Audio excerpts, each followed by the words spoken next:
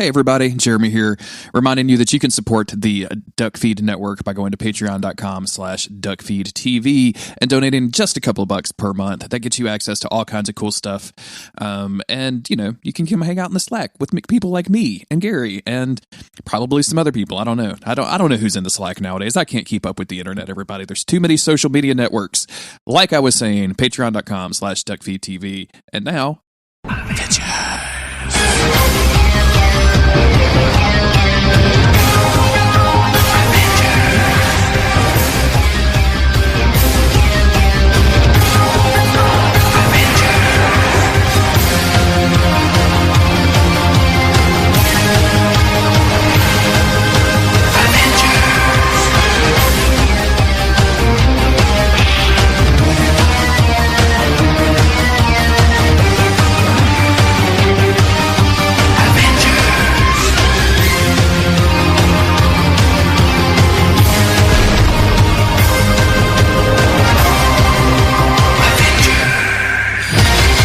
I'm Jeremy Greer.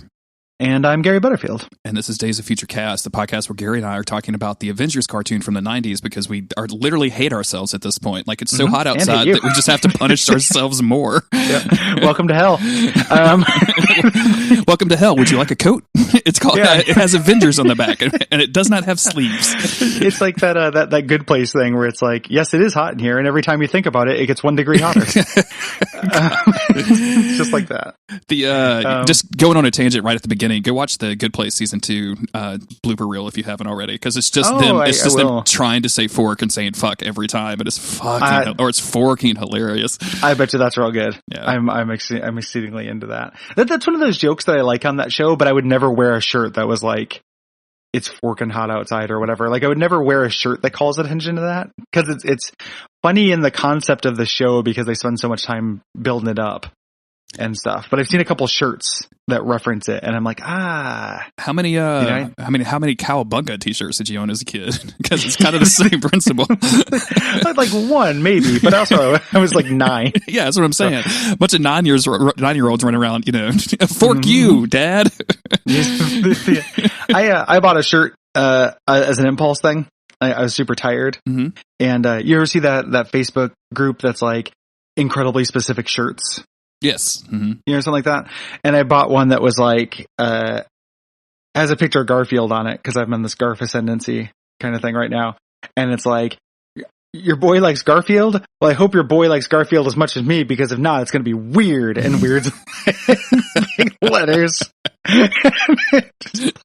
like your boy likes Garfield? Like as a accusatory statement. Be careful if your man likes Garfield, because he best like Garfield as much as me.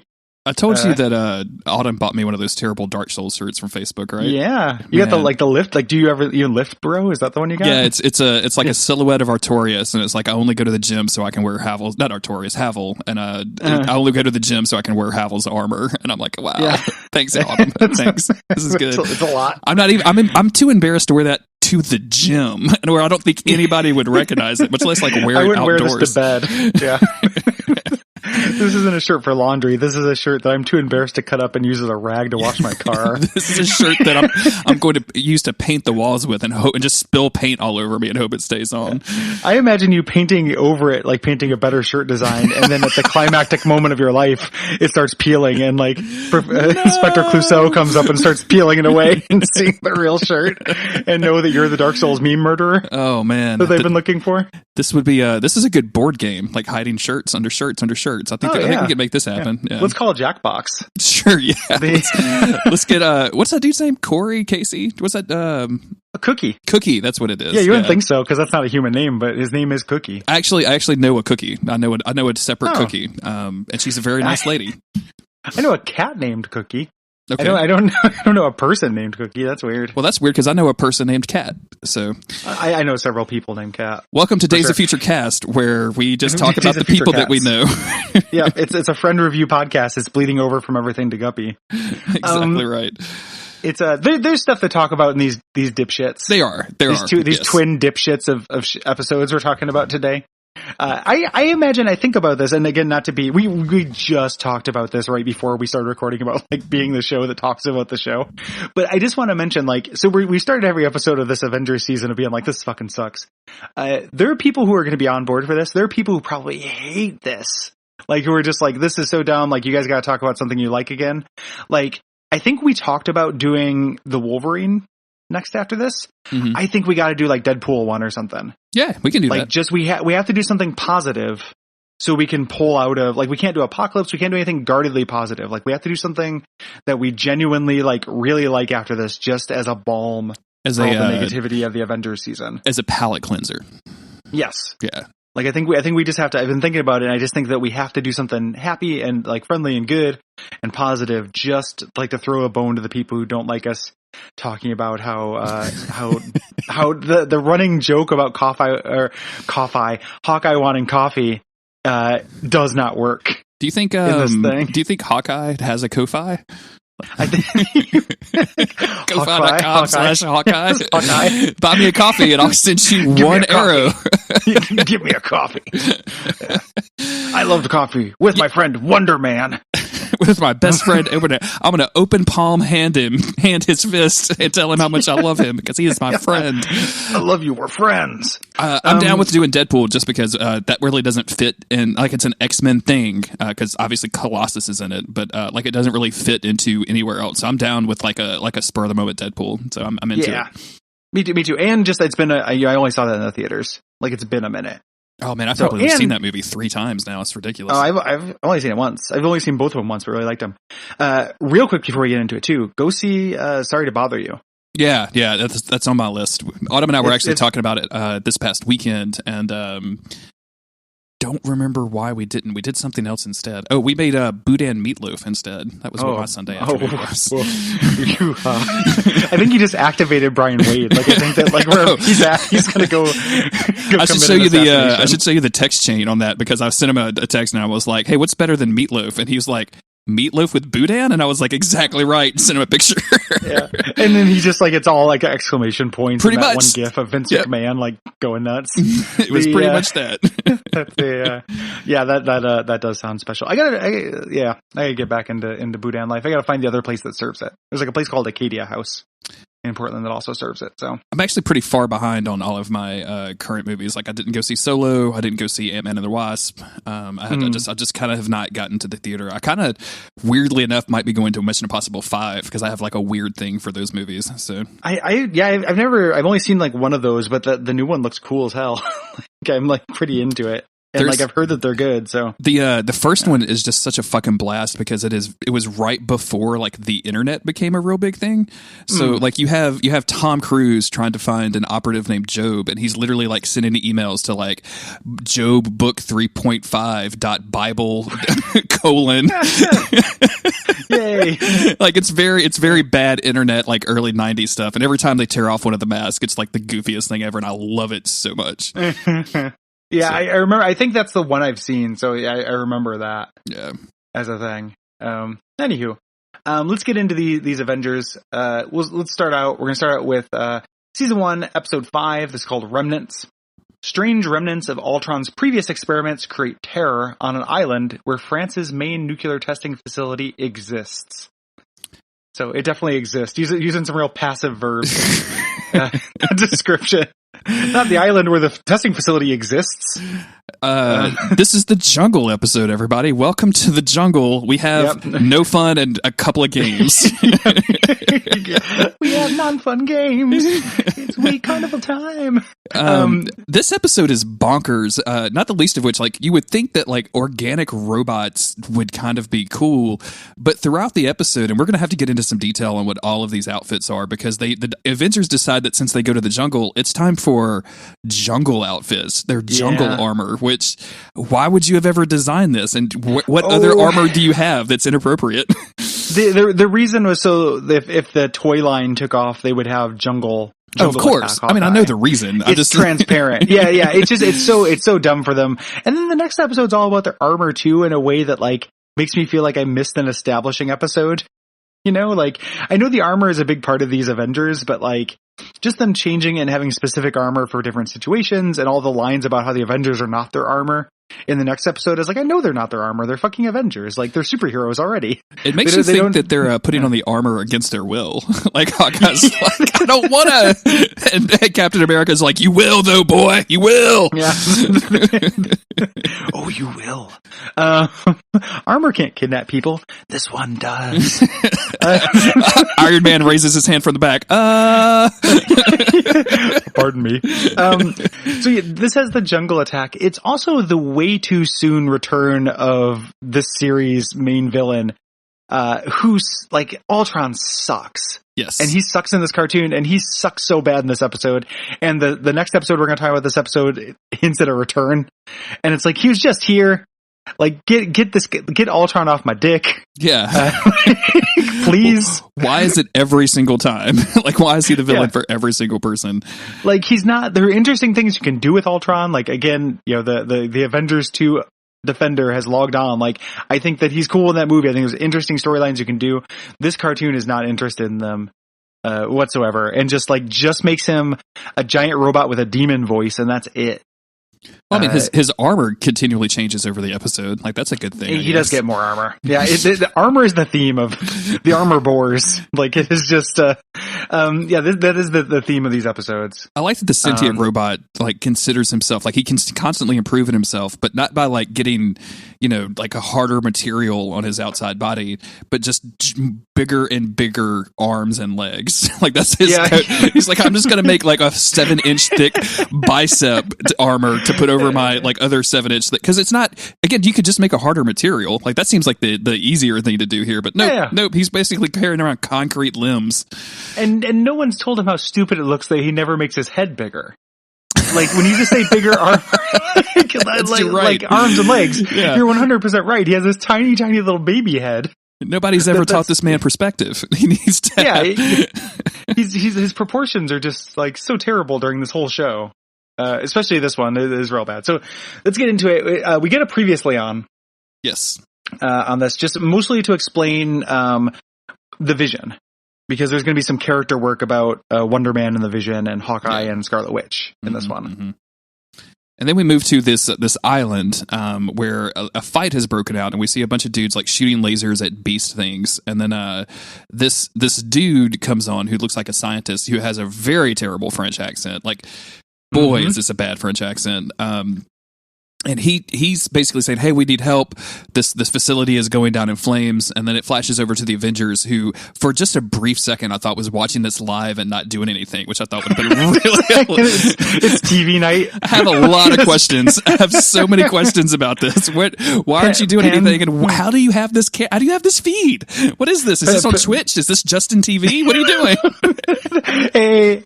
Hey, what's up? It's me with the French nuclear island getting taken over. Be like, what you see, like, rate and subscribe. Click that bell icon if you don't want to miss any other islands getting blown up. Hey, thank you for the bits, Gamer420. I appreciate those bits. Those bits go a long way to support my channel. We're on fire over here, so if you want to like and subscribe, and thanks for joining the Wolfpack, everybody. Twitch disasters. Twitch.tv/disaster. I would love that too. They like just pan over and Tigra's just got like popcorn. Sure, like, she's during just this chilling. Whole thing. Yeah. Twitch plays natural disasters is actually a pretty goddamn good idea. I mean, it's terrible, but it's this is where the world is going. So yeah, so they're all watching, and they just I want to call attention to a thing, because I refreshed my memory and watched this again before we record this episode, and like the voice acting in this show, Hawkeye aside, I think is like a solid C+ for the most part, like C+, B-. Like, it's fine, right? Yeah. Mm-hmm. Like, I don't think it's terrible. The way that Hank Pym reads his lines in this first scene, I would bet like a not insignificant amount. I'd probably bet like $50 that it was the first time he was reading them.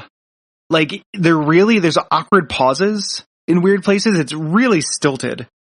It's a really strange read. It sounds like me at my worst reading letters on Watch Out for Fireballs. Like, when I just like skip over stuff, or get tripped up. It just sounds like it's like really bad performance from him during this thing. So he's like, so you're saying he like showed up for work that day and they were like, hey, read these 5 lines. Okay, get out of here. We don't want to pay you any longer. Like, we're done. Or either that or like they changed them. Oh, like it was like a last minute rewrite or something like that. Like not that would like there's any other evidence of that, but it's a really bad performance from a voice actor who's generally like, good enough for government work, like who's fine. I appreciate this scene because I mean, Hank obviously is here and he's like, hey, we got to go help this island. It's full of nuclear missiles and it looks like it's being attacked. And Hawkeye, good old Hawkeye, is like, well, I mean, don't we already have enough on our plate over here? Like, we're trying to find my buddy Wonder Man, aren't we? Doesn't anybody care about Wonder Man? Doesn't anyone, like, in the face of nuclear war, like Hawkeye is the worst superhero in this thing. But again, like that last episode, I'm kind of here for like his dumbass shit. During the next episode, his dumb shit ways are like pretty funny to me. Hawkeye has the same opinions about climate change and terrorism. Like, he just feels like you can only do one. We can only solve one at a time. Someone's going to send him that why not do both gif and just like, he's just going to shoot an arrow at this monitor. Like, he's so pissed. So he's making that point, and Hank says, "No, we had to secure the nuclear missiles. Like, you might have missed the part where they're nuclear." Yeah. We actually have to do this because otherwise they're going to blow it up. And like we're going to lose France, or at least the beaches, one or the other. Yeah. They switch over to Ultron. Ultron is in his weird little hideout shack, like a seaside shack. It is. He's there's literally water like eroding the ground around this laboratory. It's the craziest place for a robot to hang out. I may have made this joke already, but like the sea salt alone like would rust these dudes out so fast. Yeah, that's why he keeps replacing his arms. That's exactly why. So he's also watching twitch.tv/disasters. Yep. So he asks his computer where he's at. The computer tells him. And he gets mad at his computer because this Ultron is frustrating, and a big dumb demon, because the computer tells him the latitude, longitude. Yes. He's gonna head out. This is when he upgrades his arms and legs to be bigger. In this weird like blue circuitry on the outside armor that like looks like a shitty Warlock. Like if you're drawing Warlock from the X-Men and were like really lazy and didn't want to draw all of those lines. Yeah. It's not good. And I'm glad you called out his head being tiny too, because it's very funny to me.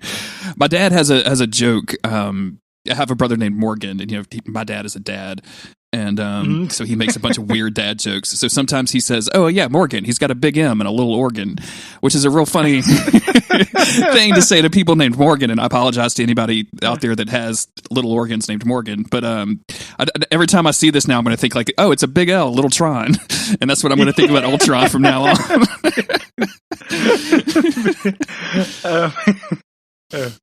So yeah, he gets all gussied up and decides to head on over to the island. His lab used to be on the island, so he's like, this might have something to do with me. Also, my current lab is also flooding at an alarming rate. I have to get out of here. This sounds like the typical person that watches Twitch, right? Oh, this might have something to do with me. I need to get involved. So then the Avengers spend a long time dressing up in their special jungle gear, which is not like, so like Jeremy, like let's say you're going to the jungle, right? Yeah. Like, do you wear heavier clothes to go to the jungle? No, like, I wouldn't think so, because, and I definitely wouldn't put more clothes on that has, extra things poking out of it. Like the Scarlet Witch is wearing something that has like these headbands, rabbit ears. I don't know what that is, but they go like 5 or 10 feet up in the air. Like, it's crazy. It's like they were dressing up as the jungle, like as opposed to like being in the jungle. Like they're kids at a school play, they're in the video, and they need to show what it's like to be a jungle. It's very weird. These outfits, and some I'm of them a praying mantis. You're called the Scarlet Witch. Stop taking code names. And also, the Ant-Man is clearly the praying mantis because he's dressed up as another kind of bug now. Like they're still kind of on theme, but just like exaggerated and green. Like it's just really, really bad, weird outfits. And they're flying this extremely ugly Quinjet onto this island, and they're not expecting any kind of defense because they've been told all of the anti-air missiles are deactivated, but there's definitely anti-air missiles, and they get shot, and so Falcon and Hawkeye have to jump out and fly around and like save the plane. Well, Hawkeye says to Falcon, he's like, "I wouldn't want to crash, would you?" And then they jump out. Like, it's a cool line, bro. Like, good job. Good job. Yeah, good job. Yeah, no, I wouldn't want to crash. Good. Yeah, okay. So they go out and shoot the missiles and attempt to save the Quinjet there. Yeah. Save it. Vision, the most advanced robot and cybernetic thing in existence, just turns real heavy again to make sure the plane goes nose down. So that's good. Yeah. Yeah. So they get this kind of soft landing. We cut back over to Ultron. He's looking through his old lab that he used to work at, and he finds this tunnel, which, like, is your lab? Like, it's just very weird that he has no sensors. That he discovers anything in this whole episode. Yeah, but I do like the idea of this, like, rogue technology, getting away from him and creating extra tunnels he didn't know about. Like, it'd be like coming home and finding like a new pantry. I mean, like, well, what the fuck do you keep in? Why is all the macaroni and cheese in here? Then you look over to Avon, and Avon just shrugs, like, I don't know, man. I didn't do it. I'm a fucking dog. Or he did. Like, you programmed Avon to have free will so he could advance, like how Ultron did with these robots. Ultron, stay away from my dog. you shitty supervillain. I like Avon a lot, but I would like to see what Ultron does with Avon. Like, I'm just kind of curious, Like, I don't think he'd kill him. I think he'd want to use such a force. No, you definitely would not. The Avengers. The Avengers is very good.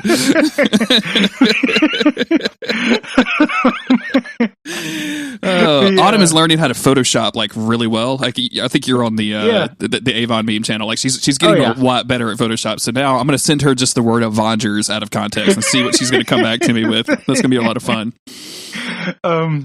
So anyway, so he's going through this tunnel. He gets captured by some science arms. Yep. And we cut back over to the Avengers, who are looking around, but these idiots don't find anything. No. And they break up into teams, and I think it's Hank Pym, Vision, and the Wasp that are inside, like, the lab. No, I mean, is that happened yet? Or because I thought, no, it happens later where they play the prank, because then the Vision is with Scarlet Witch and Hawkeye. Oh yeah, that's what I'm thinking of. I think Falcon is with is on Team Bug. Yes. Okay. So Small Animals is on one team, and then Miscellaneous is on the other. Really makes you miss Team Red, Team Blue from the X-Men, right? Yeah. They initiate maneuver 3+3. But I do like the fact that the Wasp gets kind of like shocked as she's trying to access this like security console or something, and so the Vision responds to this and just walks over there to it and shoots it with his eyes. Just saying, "Fuck you, pay me." Yeah. This is a weirdly a Vision episode. Like, this is about his character, if it's about anything, right? Mm-hmm. So Hawkeye and Scarlet Witch head off, they find these tire tracks. They're checking those out. We're going to get to that, some business with them in a little bit. But we move over to Ultron. Ultron frees himself and finds all these, like, plant robot hybrid creatures. Like, they're like, it reminds me of in Grant Morrison's X-Men, like the Wild Sentinels that had to, like, make themselves out of scrap. Yep. I think that's what they're going for here. And they don't look particularly cool, but it's a cool idea. Gary, I want you to think back to one of the first episodes of Days of Future Cast, when I want to say it was Magneto was attacking Xavier's mansion, and the mansion defenses kicked in, and those little turrets popped up, and they had the little grass haircut.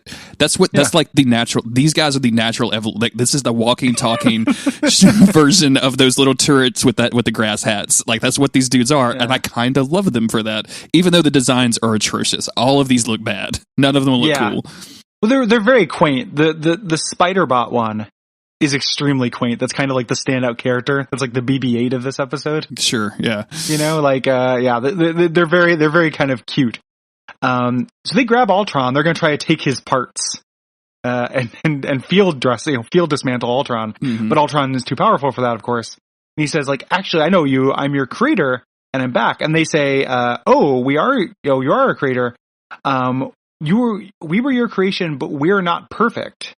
It's this weird kind of thing, and later it ends up making sense, but it's some weird dialogue here in the moment. And the guy saying this, like the robot saying this, by the way, has a tree for an arm. So I just want to make sure that we are very clear on the design of these things. Like it's literally half robot, half tree. Like that's what we're dealing with. And like it just bums me out because this is such a cool idea, right? Like these robots that like were programmed to get better and become strong and perfect, and just like haven't been able to have the materials and aren't good enough at it. Mm-hmm. So they're creating these kind of pathetic forms, of themselves. Like I think that's cool. Like I think that there's something cool here, but anything this episode tries to wrestle with, it fails with. Like there's this whole like perhaps they're the next form of evolution bullshit that like I am just not here for. Like they do not back that up. They're just tree killbots. Like is not good. And they're in love with Ultron, which is the worst thing that you can do, I feel like. Yeah, and Ultron sucks. Like you guys can do better. Yeah. Listen, Treebot, you can do better. So they go back to the woods where Hawkeye and Scarlet Witch were searching. They follow those tire tracks, and they both reminisce about Wonder Man. So which makes sense because like Wonder Man is because they're both in love with Wonder Man. That's the why it makes sense. They're literally both in love. Yeah, it's very Chasing Amy, and this is Ben Affleck who they're missing. And look, and they are also dressed very similarly. Like they both have their midriffs exposed. All of this armor with like their full fucking stomachs just out there in the world. That's how they met. Because Hawkeye, any excuse to get his midriff out there, he goes for, man.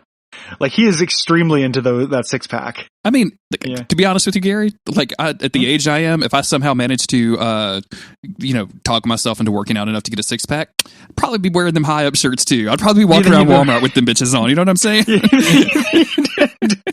do the midriff. I don't know how I'd interface with you about that. I'm imagining us like recording an episode, and then you accidentally clicking a button that turns on video chat, and then I just see you like back to the camera lifting arm weights with a headset and a midriff, and that's how you're talking about the Avengers. Like, just what the fuck, dude? This, you know what? I'm very uncomfortable right now. I'm gonna need some time to absorb this. The Avengers would be led by Nick Fury. Pretty cute, right? Oh, perfect. Yeah. Yeah, I was trying to fit maybe in there, but maybe is a little bit difficult. Captain America. Mayberrica. I'm really good at this, guys.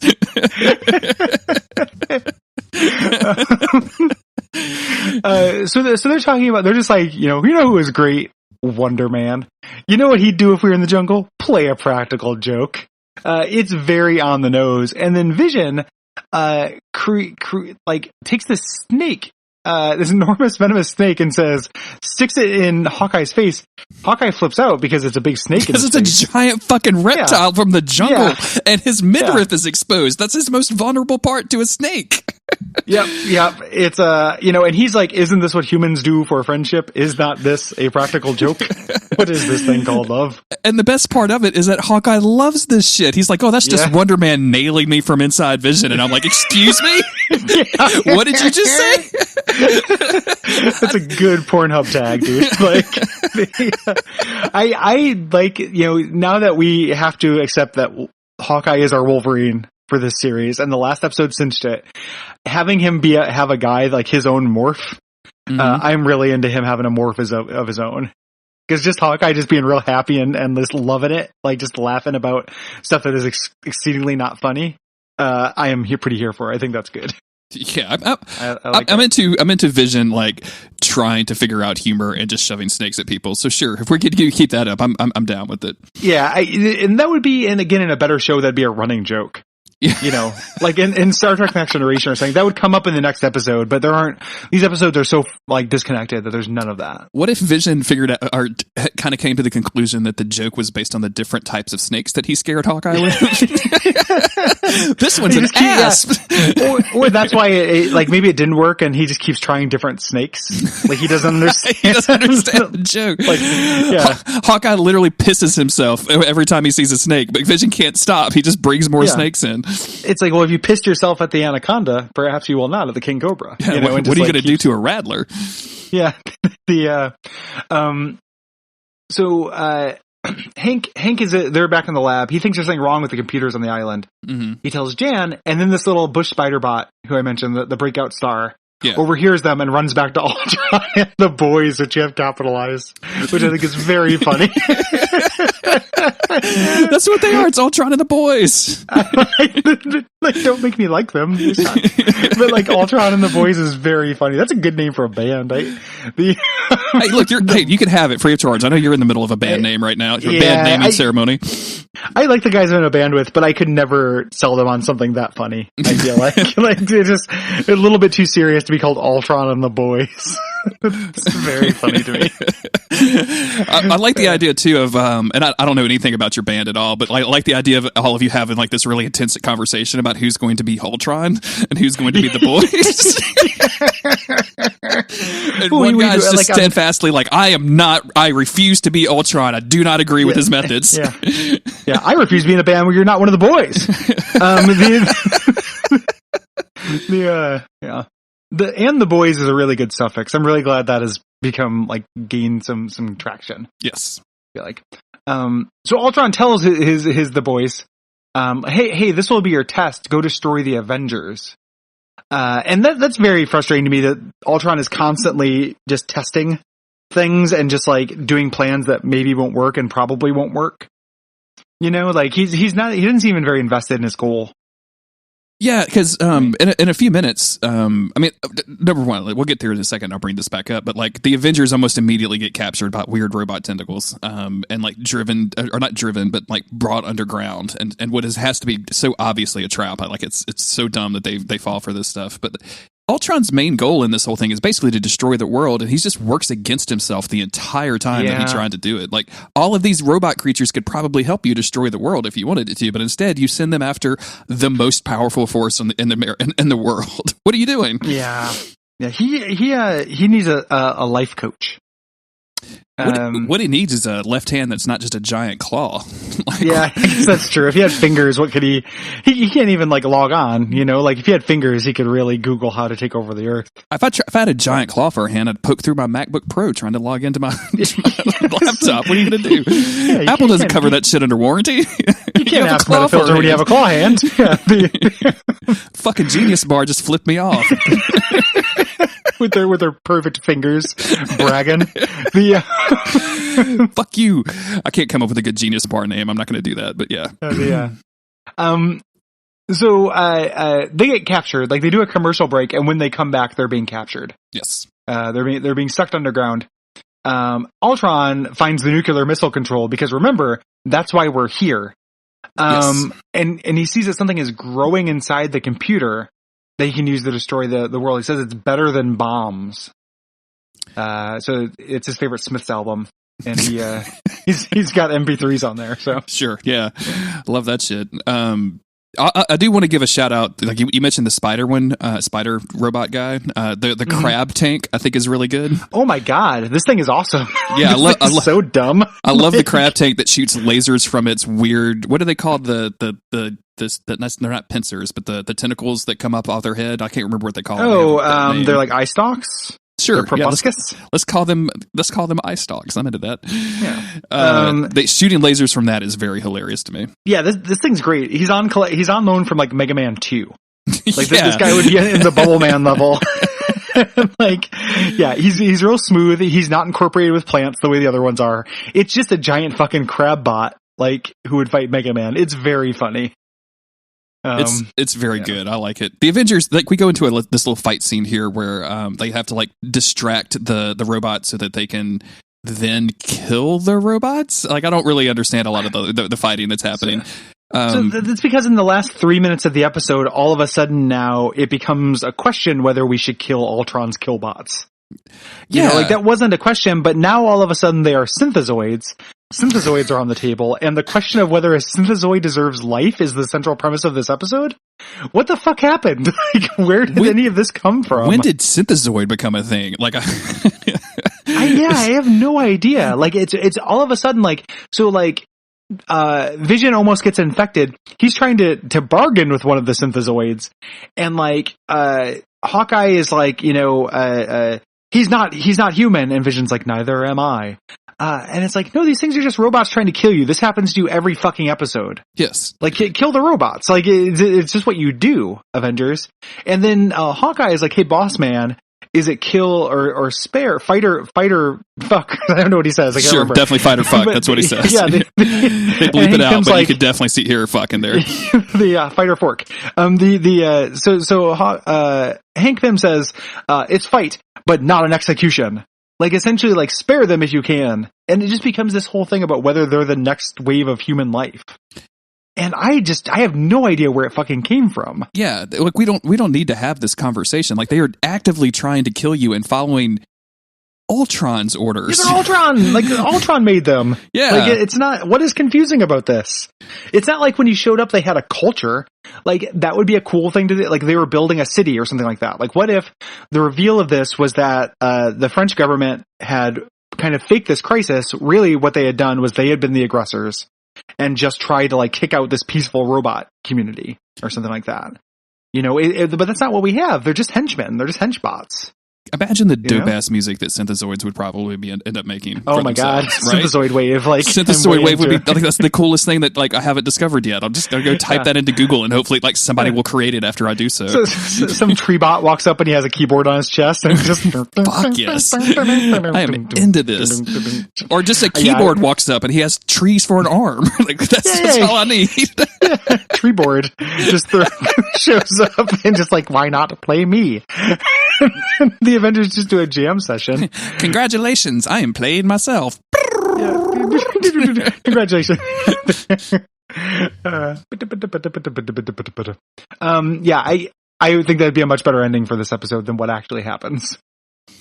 What ends up happening is, of course, another fight scene. So the Avengers fight their way out of the tunnel. Ant-Man becomes Giant Man to break them out, and of course Ultron shows up, and they have to, like, have a huge fight about it. Yeah. Yep. They fight until eventually Hank hears the UN is going to destroy the island. Hank authorizes him to destroy the island. Yeah, at this point, Hank right? says, okay, the great debate about synthezoid sentience is now over. Synthezoids lost. It's time to explode nuclear island off the coast of France. Hopefully all that nuclear material doesn't do anything when we blow it up. Gary, I just went on the record that you and I, for Duckstream one year, debated for probably 12 times as long on whether or not Chalice Dungeons are good in Bloodborne. Whether they were bad or the worst. Than whether these things have sentience. Good job, Hank. Yeah. Here's step one of that debate, Hank. Ask them a question. And the only question you ask is, do you want to be blown up by the UN? And apparently they said yes. So it's happening somehow. Jesus Christ, Hank. I'm your biggest fan, but you're losing me. So missiles show up. Yes. It's a fight scene. Ultron's shooting missiles. The other guys, the synthezoids, are shooting missiles. But this is all kind of a ploy because Ultron tries to sneak away with some of this weird glowing sentient robot stuff onto his cool ass plane. And he does so. Like Tigra tries to stop him. He blasts her off, and then everyone has to chase Ultron to try to stop him from coming. Yeah. We also missed a part. Sorry. Yeah, to make him come is what you're trying to say. Yes. One of the things we missed too, and I just want to bring it up because it comes up next episode, is that this show is playing so fast and loose with Scarlet Witch. There's a part where I think it's when they're fighting the crab. So this was a minute ago, and I apologize for bringing it back. But she says I can't remember the exact words of what she says, like her catchphrase, but by the winds of change, let fate be realtered or whatever, and hits a stalactite, like whatever one's on the ceiling. And changes the winds of fate to make it just fall. Yeah. If fate had been a little bit different, this would crack open and fall.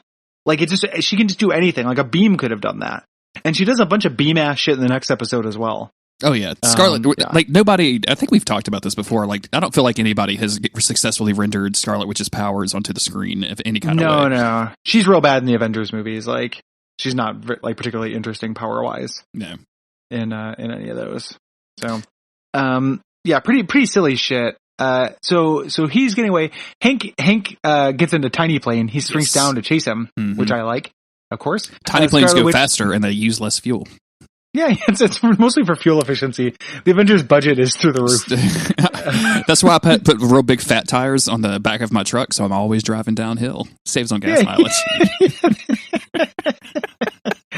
Same fucking principle right there, Hank Pym. Oh, he's going to show his science skills in the next episode. Don't you worry. He's not. Scarlet Witch tries to zap him. Can't do it. Jan shoots him with the Quinjet. Finally, shoots him down. So that finally does it. Takes a jet to beat a jet, and a full-size jet at that. And we didn't really get into this, but there was this conversation where Falcon was trying, it's like, hey, we've got nuclear missiles coming in, we can't worry about Ultron, and Hawkeye was like, no, he's got Wonder Man's body, so that's why they keep chasing after Ultron. Yeah. And then there's just a coincidence that both their goals happen to coincide. Yeah. Yeah. And then there's one last opportunity for Vision to try to convert one of these synthezoids over, and of course the synthezoid is like, "I'm sorry, I just believe that Gamergate was a real thing, and we should probably pursue truth in journalism." And Vision's like, "Fuck you, I'm out. I can't believe I introduced you to my friends." I tried. So the short battle for synthezoid rights ends as quickly as it began. The Ultron gets away at this point. Yes. He manages to get away despite being shot, and kind of they blow up his ship, but he just turns into a ship and leaves or something. Doesn't matter. Yeah, he gets click, I'll be your ship. The Avengers fly away. Nuclear Missile Island is nuked by the UN. Mm-hmm. And then the Vision feels a little bit regretful, but then we see that some of the synthezoids are still alive. So perhaps there is a future for synthezoids, and maybe they'll want revenge. Who knows? Yeah, we'll be back in 20 years for the movie Shin Synthezoids, where the French government has to figure out how to deal with an enormous Godzilla-like, half organic, half Shin Synthzilla, way into it. And this presumably, if this show had been successful, Synthezoids would have come back in season 3 or something like that, or season 2, right? They probably would have followed this up. I can't be that mad at them for how quickly this went, other than the fact that it's handled really shittily. And I can be mad at them. So, yeah, we could absolutely be mad at them if we want to. Yeah. I'm totally okay with that. I don't have to be mad at them to their face, right? I'm not adding them on Twitter or anything, so I'm good. I'm cool. Yeah. They're pretty bad. This is a bad episode. Yeah, this is not show. Good. It's amazing how because we talked a little bit about the jungle stuff, the jungle outfits, the jungle whatchamacallits, the armor is what I'm looking for. And that remains, just because we mentioned it at the top and then didn't mention it again, doesn't mean it got better. That remains as bad for the full 18 minutes. So keep in mind, as we're complaining about other things, the things that we've already complained about are still, it's a slow build of things that we don't like about this. That's a real watch out for fireballs, disclaimer I have to make all the time. When something bad happens in a game, I have to be we're not going to bring up every bad time this happens, but just keep in mind it happens constantly. Yeah, just because we're not bringing it up doesn't mean that it does not exist. Maybe if you're just listening to this episode, EDF might seem like it has a cool, good pace, but honestly, there's 7 levels between every new thing we bring up. So.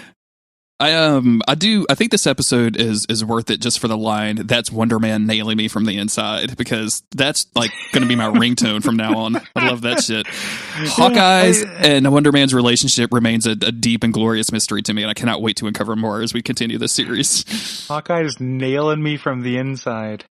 Yeah. Pounded in the butt by my friend Wonder Man from the inside. Yeah. Amazing stuff. This next episode, I think, is not only is a little bit better, but I laugh a lot in this episode. This is Command Decision. The Avengers must stop the Masters of Evil, who are trying to steal a shipment of highly dangerous government weapons. Meanwhile, Ant-Man feels threatened by the arrival of Captain America, a founding Avenger. And both those parts, the first part of it is what's kind of cool about this. We actually see some new powers on display and some new characters and stuff. Mm-hmm. The second part, boy, does that undersell it. The amount of times just Captain America just straight up cuts off Hank Pym in this, I was laughing out loud, and it's pretty rare that I laugh out loud at things because I'm a broken man. But I'm just man, it's just happening over and over and over. It's so mean. Captain America is so mean during this episode, and it's just very funny to me.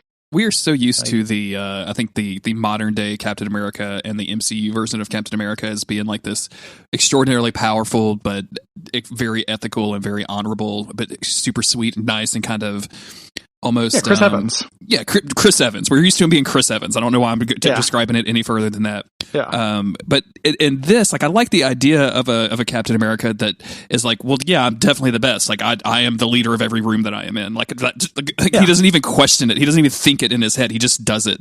Like, he's that kind of dickhead. And he might be right. That's the worst part. Is like, he might be the best person in the room, Captain America, but you don't have to be a dick about it.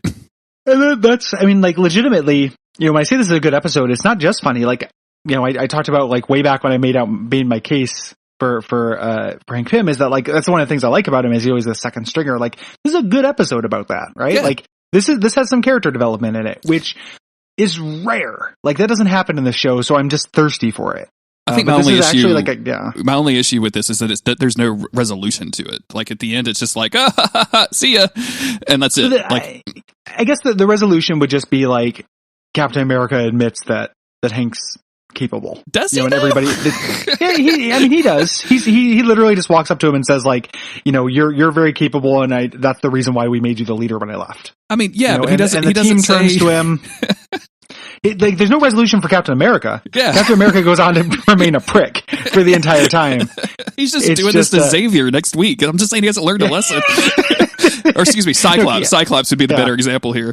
Yeah. Cap doesn't learn shit, but Hank Pym, gets his confidence boosted. He gets some anytime minutes in his Boost Mobile for confidence. Like, and the team, like, renews their faith in him. Like, I like that as a thing. Like, I genuinely like this episode, but mostly I just think it's hilarious. Like, there's some truly dumb things for people to do in this. Like, if you like superheroes just doing the stupidest possible shit that you could ever do in response to a problem, like, this is the episode for you. Let's get into it. And also, as a Marvel guy, like, I like seeing these Masters of Evil characters. Like, I'm into seeing these weirdos. Like, I like seeing Tiger Shark and shit. So. Yeah, it's I don't run deep on the Avengers crew. So, like, the Avengers, like, Rose Gallery. So seeing some of these people, like, I definitely recognize them from the comics, but I was kind of waiting for them to call out, like, their powers and their name real quick. Oh yeah, you don't get onboarded at all. This just assumes that you know the Masters of Evil, and if you don't, fuck you. Like, there's no onboarding at all in this episode. It's very funny. So we start out with a train that's, going down the tracks, and it's being guarded by a bunch of robots, and it's attacked by flying robots. And I swear to God, like, for the first couple of, like, 30, 45 seconds, I was like, I don't know which robots to root for. They all look equally bad. But it's obviously the robot that's flying trying to steal the car, and then for whatever reason, the Avengers are already hanging out here, kind of escorting this train and its cargo. So when the Masters of Evil show up, it's going to be a fight. And these guys all look, because they're not wearing armor, because I think they're, like, kind of pretty classically drawn pretty to the classical comic book style. They don't look awful. Yeah. No, they're fine. Like, they're still, like, the animation's not good in the show, and, like, the proportions not good, but they're just wearing, like, comics accurate costumes. Yeah. So, like, the Masters of Evil, it's like Baron Zemo's group.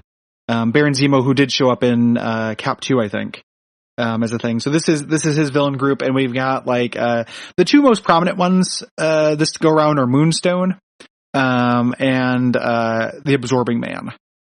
Are kind of the two most prominent ones, but there's a bunch of them. I think there's several of them that don't get named. There's several that don't get named. As the guy who is waiting for them to get named, there's several that don't. Yeah, there's, like, the person with the wings, so I'm not sure exactly who that's supposed to be. Because I don't know the Master of Evil super well, and it's one of those teams like the Sinister Six where, like, they trade, they change rosters a lot. Mm-hmm. So, like, the big ones I know, I mostly know Moonstone because she was one of the members of Thunderbolts, which is a cool ass comic. That people should read. So we also have Creel, who is the Absorbing Man. Yeah. I mentioned that guy, and he ends up being kind of a major character in this. He's often a Hulk villain. Yes, but he's a Master of Evil. He does I may have mentioned this before. Apologies if I have, but that's one of the few things that the Agents of S.H.I.E.L.D. TV show gets right, is that he's a reoccurring character over the course of that series, and they actually kind of nail him as a cool villain, but also like a character. Because that's cool. And it's actually, like, he's well done. So props to the Agents of S.H.I.E.L.D. for doing that. Someday, perhaps I will watch that, even though I'm about full up on media that is 10% good and 90% crap. Yeah, just watch over 100 hours of this TV show for like a decent characterization of the Absorbing Man. All I care about is the Absorbing Man and how he is thus characterized. Any amount of time is worth it.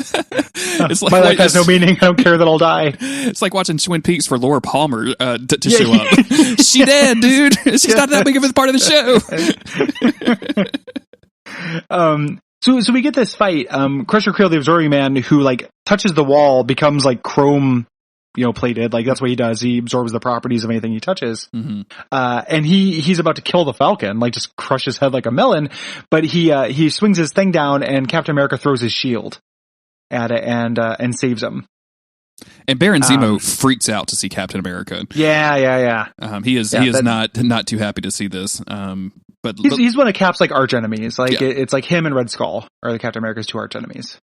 So, one of the villains blows up the tracks because the villain, it's Moonstone. This is when Moonstone keeps talking about Tigra and her funky friends. Yes. Like she says it twice. It's great. She's like, "Who are your funky friends?" And then later she's like, "You sure got some funky friends." And that's the name of a magazine in A Way Out. For some reason, and I'm just like real into that term. But she attempts to shoot the Vision. The Vision does his classic move of turning intangible, and she blows up the tracks on accident. One of her friends calls her out, and she says, "No, it's his fault. Like he's the one who dodged, essentially. So it's his fault that I blew up the train." Very good. I very much like the idea of like one of these villains making a mistake. I'm like, no, Captain America did that, not me. Yeah. It's his fault. Yeah. Anytime somebody dodges a punch, it's the person who dodged fault, not the person who throws the punch.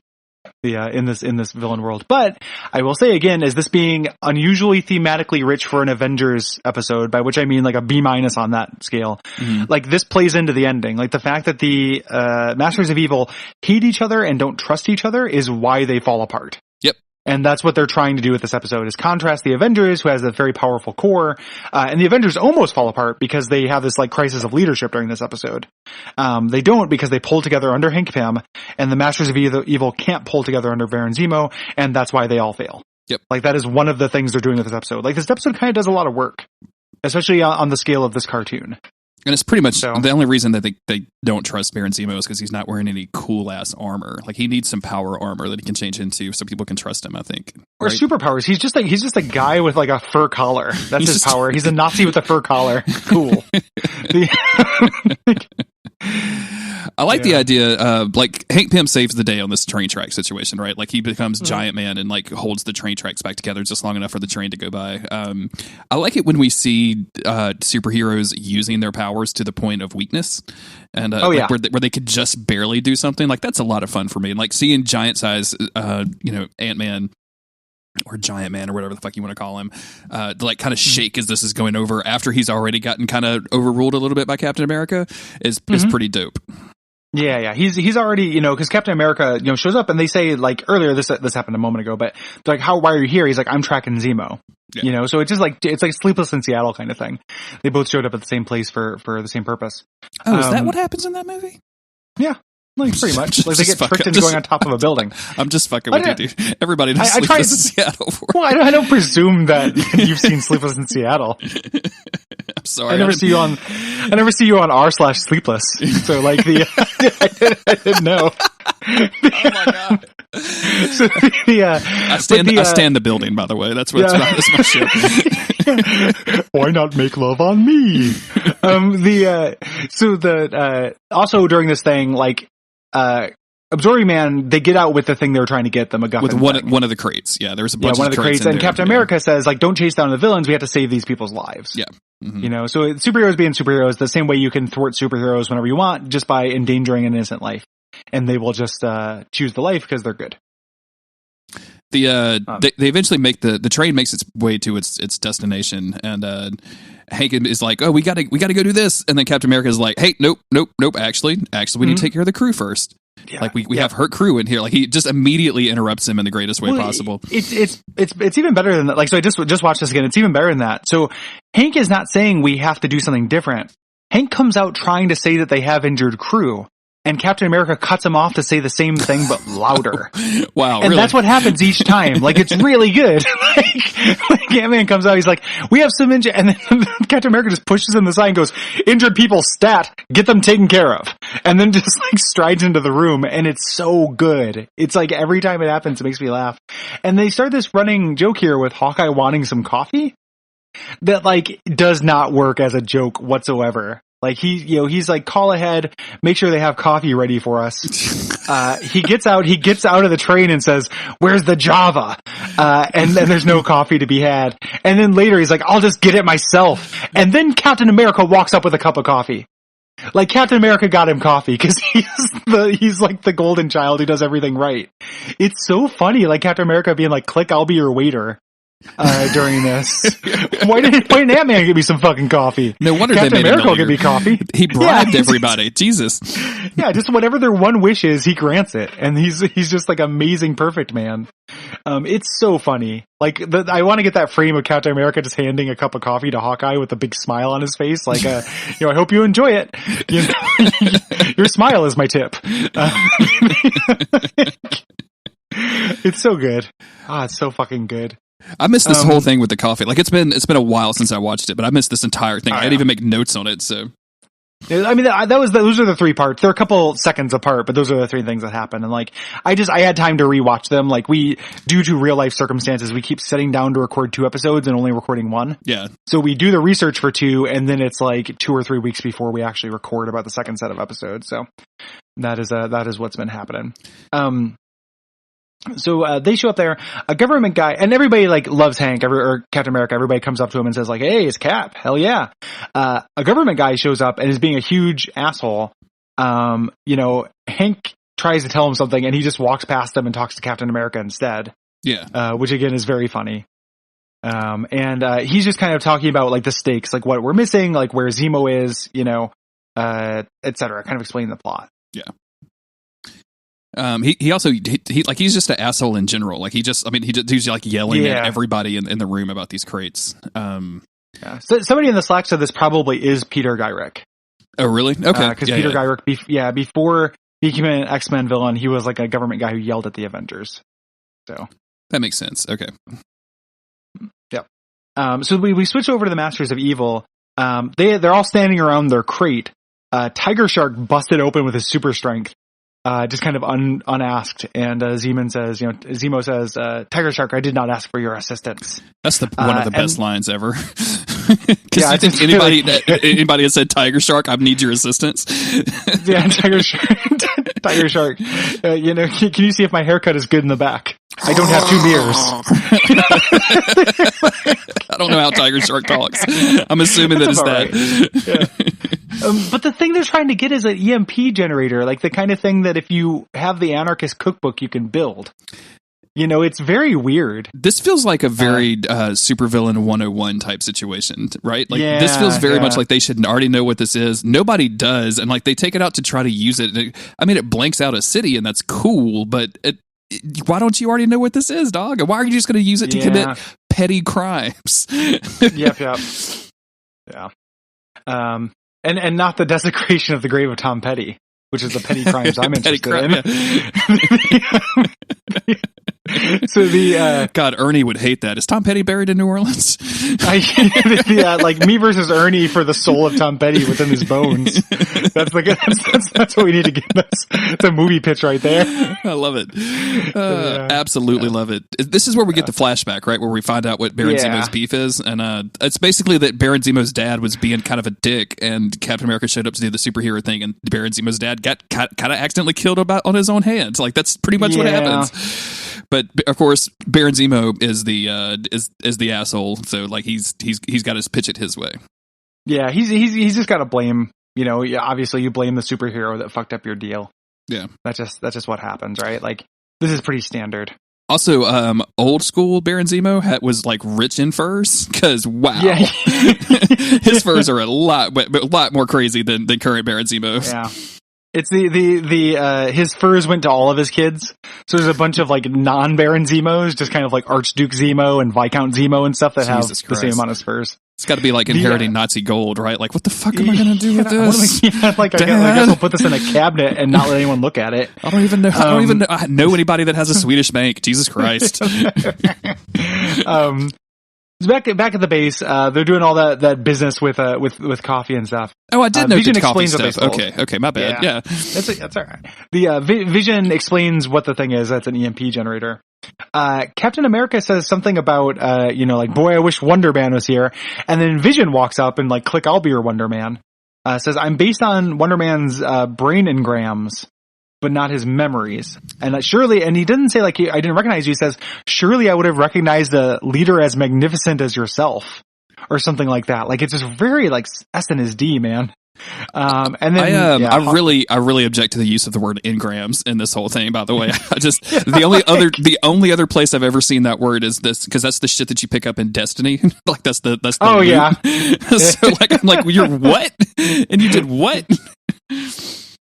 I think it is it means something because there's like those Myers-Briggs style thing. There's another one called like enneagrams or something like that.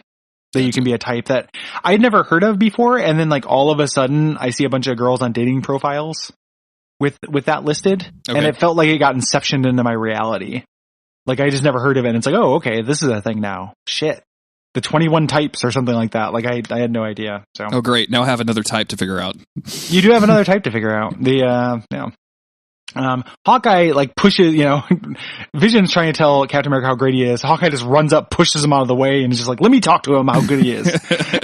Just like everyone's just telling Captain America he's amazing. While, and meaningfully, while Hank Pym is actually doing the fucking science in the back. There's a part where I think he might even raise his hand to say like, I found the thing. Like, it's very funny just him being pushed in the back during this whole thing. Yeah, it's do you think that Captain America looks down on the Avengers for using battle armor? That is another weird plot that comes up. We didn't talk about that, but like that becomes a thing too. Yeah. Like at some point they're like, the Avengers are more than their armor. And I think Hawkeye says it, and it's no one asked him a question or anything. I think he just walks out of a jet, stands in the middle of the room, and says that. He's in like an Andy Warhol film or something. He's Michael Scott walking out of his office to declare bankruptcy, just to the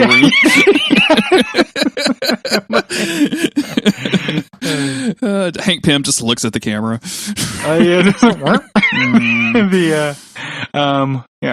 So Hank found the EMP device. Yes. Which they need to go get. Cap says the EMP device can actually shut down your armor. There's lots of like, he doesn't like the armor. Hank is being kind of shitty about it. Like, hey, this was, my invention. I'm a scientist. Mm-hmm. And they're just kind of like, saber rattling back and forth about whose way is better. Yeah, I can change the armor's frequency so that it won't be affected by this EMP, and like that they go back and forth on that kind of stuff for a little bit. The way that pays off is fucking amazing. Yeah, sure. We'll get into it. It's very funny to me. Again, like just so fucking dumb. So the base gets attacked by villains. The Masters of Evil go after the Avengers because again they're trying to get Captain America, and like in an unusual thing for one of these cartoons, like Captain America, they don't go to try to the Masters of Evil. They just hang out and wait, which is what is the smart thing to do because they're after Cap. Yeah. They get attacked. The villains use the EMP to shut down the defenses, but the Hank says like, actually, we've changed the calibration. Like they do a little bit of fighting, first, right? But the Avengers are in there and they say like, oh, this doesn't actually work. Like we've changed the calibration. And as they break in, like this EMP, which they've just used to like blow up or to stop electricity from working in an entire city, has now become like a directional laser, basically, because they're flying around in a robot ship. It's not just broadcasting the EMP signal. Like they're aiming it at defenses. They're flying around on jetpacks. Like all of this stuff exists, but they're just still using the EMPs. In the space of about 45 seconds, two very funny things happen. Like one, Hank Pym pops out and says like, tries to give an order and he's like, Avengers, use maneuver. And then Captain America steps in front of him, like David Bowie stepping in front of Bing Crosby in the Little Drummer Boy video, and just says, everyone choose a foe and take them out. Or something like that. Like that's his cool tactics is pick somebody to punch and then punch them. And that's his whole thing. Very, very funny. And then, Hank Pym says, haha, your EMP thing doesn't work because I changed the frequency on the armor. And Baron Zemo straight up says, what if I change the frequency?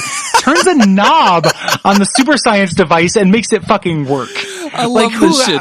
Are these like shit so kids much. dressed up as the Avengers pretending to be the Avengers? Like, what is happening? And granted, like once they change the frequency, like it also doesn't work against the villains either, or something. Like it starts canceling out their stuff, but it also cancels out all of the battle armor that they're wearing.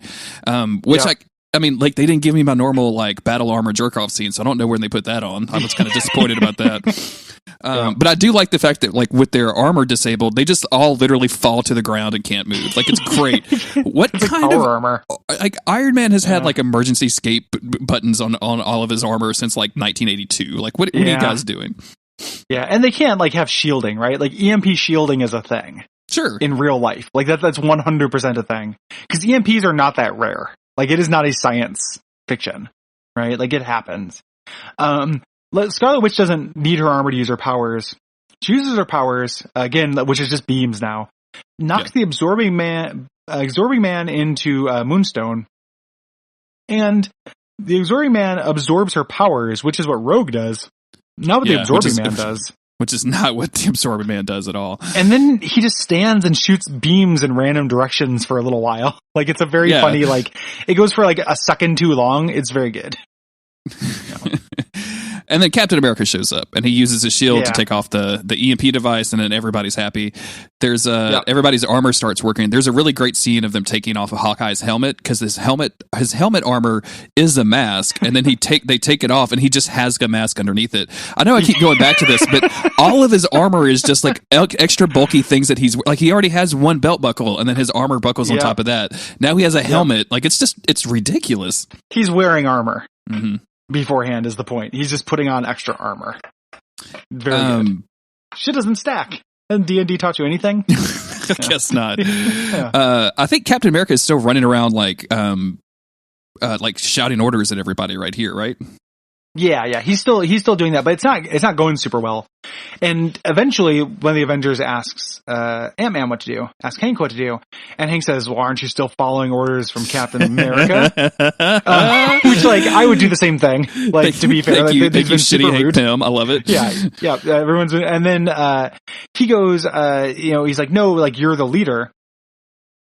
And then they do they armor up again to actually fight.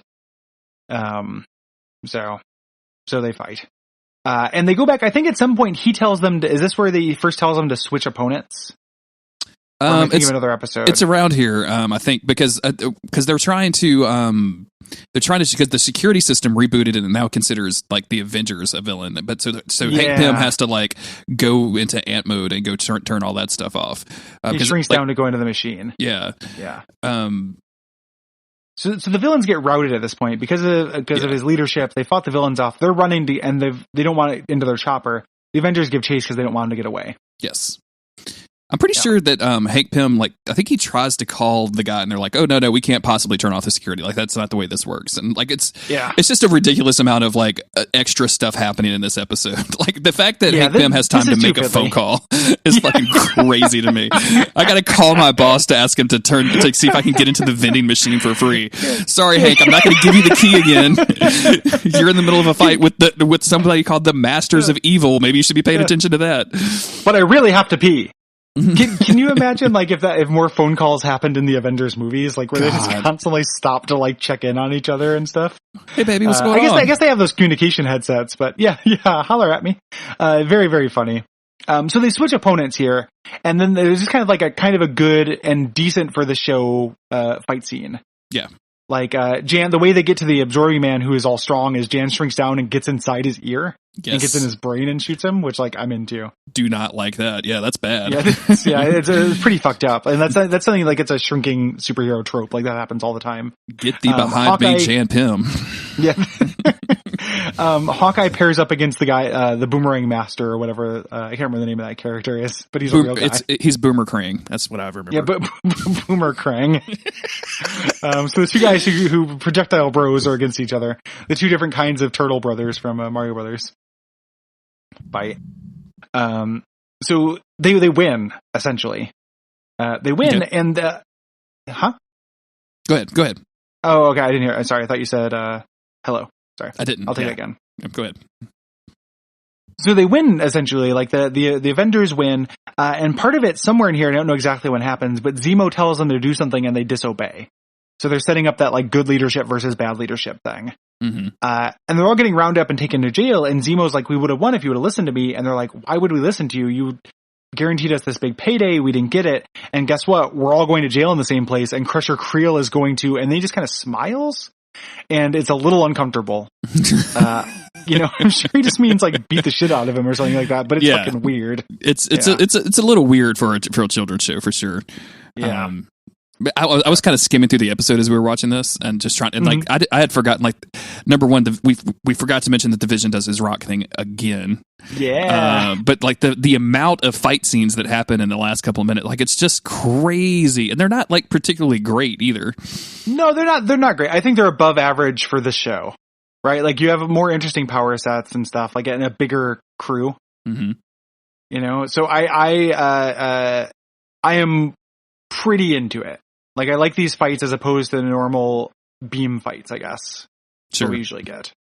And this is your moment of redemption for Captain America, and my moment just to confirm that he's a giant dickhead, which is, him saying like, oh no, actually it was a really good choice that I made to put you in as leader, and like doesn't say anything great about Hank at all. Yeah. I made a good decision by putting you in charge. It's kind of backhanded, right? Like, yes, you were good at the job, but I'm the one who put you there. Exactly. Which is a little bit, but the team respects him again, which is kind of the point. And then we cut over to fucking Ultron, who is watching from his like perpetually flooding property. Twitch.tv/Avengers. Because they're like and subscribe. Avengers. And says, the Avengers seem to be fractured. Perhaps now would be a time for me to pay them a visit. And there's no episode of a cartoon I want to watch less than the next one, which is Ultron presumably showing up there. And like, fucking A. I am so sick of Ultron showing up. I'm reasonably sure that I have watched the next one. I have notes on the next one. I have no idea what happens. So that's okay. Good. Oh no, cool. No, the next one is Namor. Oh, actually, I'm back. I'm back, baby. Put it in my veins. Like, give me that Namor. But I think if this felt like a trajectory, like if I didn't know this show was only 12 episodes long, and I felt like this was, if the last episode and this one were 2 points on a line, I would like the direction that line was moving. But I don't. I don't feel like this shows that the show is going to get better. I just think that, like, this is a weird blip. So. Yeah, they do some good work here. Like, this is a surprisingly well written. The first episode is just hilariously bad. This episode, I think, like you said, covers a lot of ground, does some good work. It's always fun to see these villains too. Like, that's kind of the crux of these shows, is to bash my action figures together, and they haven't really been giving me that. What they've been giving me is like taking my heroes and then like trying to rummage through my brother's Lego box to try to create something that I can bash apart. That's a really good way to put it. Yeah. It's lots of just bots. Exactly. Which fighting is bots. Fine, but also like I'm gonna need something. I need some better villains than just Ultron with big blue arms. Yeah. I Ultron was a really terrible choice for like the main villain of the show. Like, Baron Zemo would have been much better. Yeah, I could have been down. Like, they didn't really get into it in this, but like he recruits people. Like, he doesn't just recruit bots, and it just I can't help but feel like bots are cheap. And that's why they're doing constant bots. Yeah, because you don't really have to do you don't have to do any research. You can literally draw it however you want to. Like, there's no standards that you have to meet. There's no like somewhat personality that you have to write for them to be able to match up. I mean, and they have no lines often, so you don't have to hire a voice actor. Yeah. Like there's lots of reasons, and the fights just like you can just have a bot charge into Vision, have Vision turn into stone, and do that every single episode. And there's another 20 seconds you don't have to animate. Just imagine if he did that, if Vision turned to stone when like that whirlwind guy was like about to run into him, and the whirlwind guy just literally bust apart, like his arms fall out, like it's just blood everywhere, like just splatters like a bug on a windshield. I forgot Vision's just sitting there, just like looking down, like, and like looks at Hawkeye like with the thumbs up, like, this is a joke, right? Like, this is what you wanted. This is Wonder Man nailing you from the inside. It's Wonder Man nailing you from the inside now. I forgot Whirlwind was in this. That's another. I know that guy. Yeah. So yeah, this is cool. I like Namor. I'm looking forward to seeing Namor do some shit. Just because he's such a jerk. Like, Namor is never not characterized as being a huge dickhead, so like I feel like there's at least some potential for some funny stuff there. Have you watched that episode yet? No. Okay, so I have watched that one. I haven't watched the one after that. The Namor episode. If you like your Namor to be a jerk, then you're going to like this episode, or at least you're going to like a very slim part of this episode. I just think, introducing a jerk to these Avengers, like, just is the only thing that's going to get any life out of them. If somebody like really good showed up to this, like if Jean Grey showed up on this team, like if they did an episode focusing on the Beast, which would be cool because Beast was an Avenger for a long time. Like, it just wouldn't cause that many interesting situations because these characters are not good enough to have, to be happy. Yeah. Like, I don't want the nuance when they're happy. I just want people to be jerks to them so funny shit happens. Like, that's the level I'm working at here. There's actually a pretty good, like, in the first episode when they're watching twitch.tv/natural disasters, when it pans over to Hawkeye, you actually have Beast has a portrait in the background on the wall, which I thought was pretty cool. Yeah. Just a little nod. I remember. I went, I recorded on a podcast that I think will be out by the time this comes out, but if not, look out for it, on Bob Mackey's and Henry Gilbert's What a Cartoon podcast to talk about the Spider-Man animated series. Mm-hmm. And in the recording space they're in, Henry has a animated a cell from the X-Men animated series of Beast that looks real good. Oh, nice. Like it's a real good still shot. And it was a cool episode. I think I plug this show a lot, but I think people who like this show will like that show too. Cause I think that, and mostly like I was just like, Bob's not a big American comic book guy. So like, but I think me and Henry kind of picked up on like what the difference is between the DC and Marvel cartoon things and like why you might, even though they're way worse animated, like we talked about this in the X-Men season about how like the Batman animated series is just like so much better animated and like just looks better and has better plots and writing and all those things. But the big thing is it didn't do serialized plots. Like the X-Men, you have, 2-parters and 3-parters and you have like follow-up episodes and stuff like that. And I think one of the things about this show is that it's not really doing that. Like Ultron showing up again doesn't feel like a serialized plot to me. So this does not feel like the episodes are quite as interconnected as they do in Spider-Man or X-Men really. And that's like one of the only things that those cartoons have over their DC counterparts, other than like characters I can give a shit about. We did have, didn't one villain go and report back to like a council? The Zodiac. Yeah. The Zodiac is coming. I think that like there was like one thing about that, but it was just a moment, of kind of foreshadowing. The Swordsman went and reported to the Zodiac, but it's not interconnected like Spider-Man, which eventually would become like, mostly running plots, which was hard for us to cover because we just dipped in. Yeah. So we have the subplot of Blade, like for no particular reason, but if you're actually watching the cartoon, that shit's cool.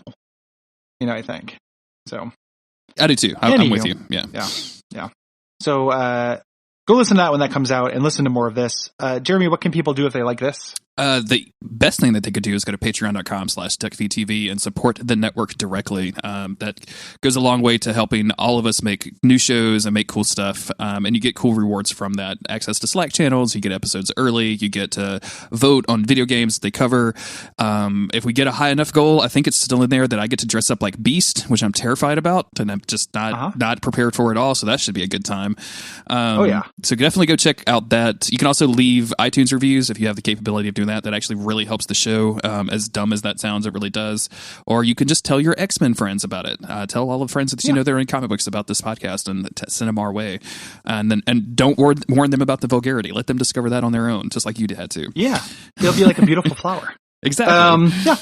Those are all the things. I think that's about it. I do want to I do want to say like we're after the end of this season we're going to do a movie and then we'll do our feedback episode. So if you have things that you want to say to us about the couple of episodes of Spider-Man we did, this series or the movie that we're going to cover, don't hesitate. Send all that stuff now. daysoffuturecast.com/contact. I'm collecting those all into a document. So and we need more. So send us more of your thoughts on basically anything. Like we'll answer any questions. They can just be dumb questions too, or smart questions. So, ask us what doth a synthozoid worth? Although I really don't know, like I feel like with you answering Curious Cat questions, I feel like you're eating into all of our feedback episodes. Like we should just record you reading those. I wasn't expecting so many X-Men questions to come in through that, so apologies. But you can ask them both and then get them on the air, like as opposed to my Curious Cat, which just goes into an internet landfill. So, I think that's about it. Yep. We'll be back in 2 weeks. If you want to watch along with the show, daysoffuturecast.com/schedule. But we'll be back in 2 weeks with another episode. And until then, good night. Yeah, good night. All right.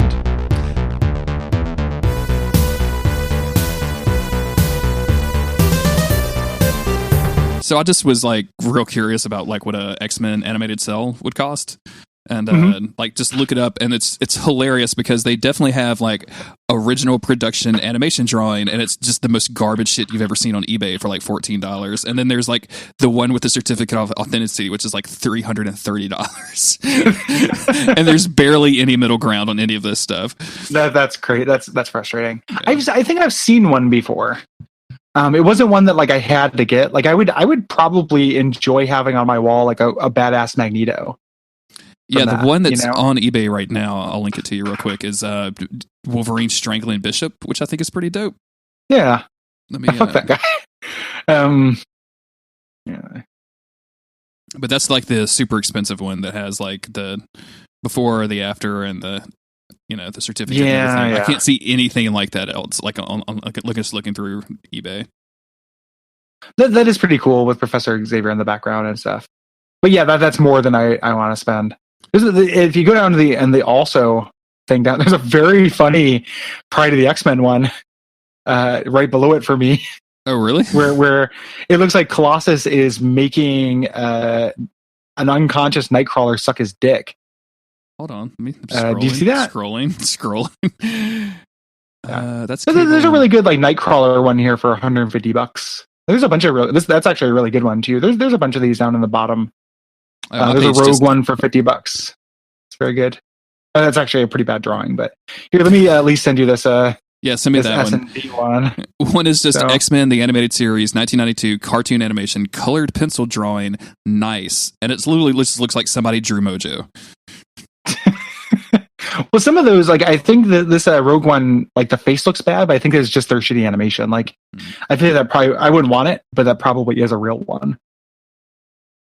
Oh, you know what I was doing? I wasn't looking at the actual item page. I just linked you from my search, so that's why I wasn't seeing the also stuff. Yeah, this is a good one. Marvel Cell X-Men Rogue Gamma animation cell, $100, but it's like them in the computer room. It's pretty nice looking. I will probably get one of these once I have an apartment. Yeah, I can definitely like. I might hit Autumn up and be like, "Yo, like this would probably be a pretty dope Christmas present one year if you want to do the thing." Yeah, like these are cool looking to me. Because now that we actually have walls, we can hang shit up on them. So. Don't you want to hang up this like just unconscious Nightcrawler being face fucked by non-metaled up Colossus? Yeah. Like, I mean, that's really what it looks like, right? Like it lines up pretty well. I'm gonna get one of those like clear windows that just says Brazzers at the top from the local state fair, and then put this in it. This is the best Brazzers, dude. My favorite Brazzers content. I don't know if those exist, but I'm assuming they exist. Oh, you can get anything on one of those, I'm sure. And like Brazzers would be one of the first ones they made. Oh, of course. So, yeah, you gotta love it when the Brazzers of evil show up and just. It took me years to figure out because I went to the state fair and I had like a Guns N' Roses one of those. And it took me years to figure out that like their primary use were just cocaine mirrors. Like I never understood that. Like I was like, this is just a cool thing you can put on your wall. No, motherfucker, people just use that for cocaine. That's the only thing that those are for. You needed a cocaine dad like me, and then you would have known. Cocaine daddy. Yeah. I mean, not in that way. Like the cocaine daddy sounds much cooler than cocaine father.